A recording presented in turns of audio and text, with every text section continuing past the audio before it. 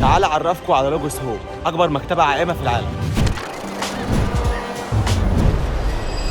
دي سفينة لوجوس هوب، وهي أكبر مكتبة عائمة في العالم. رسيت في ميناء بورسعيد السياحي، ودي الزيارة الأولى ليها من 12 سنة من آخر زيارة ليها لمصر. وطول السفينة 132 متر، وفيها أكتر من 400 متطوع من 60 جنسية مختلفة.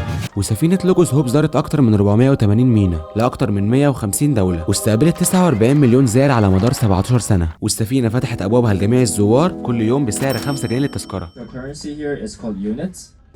احنا دلوقتي جوه اكبر مكتبه عائمه في العالم. وبتحتوي على أكتر من 5000 كتاب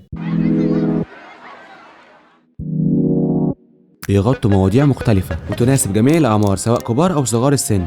وبتعود ملكيتها للمنظمة الألمانية كتب جيدة للجميع، وهدفها نشر الثقافة في جميع أنحاء العالم. وفيها مطعم وكافيه للزوار، وجوائز وتذكارات من بعض الدول اللي زاروها.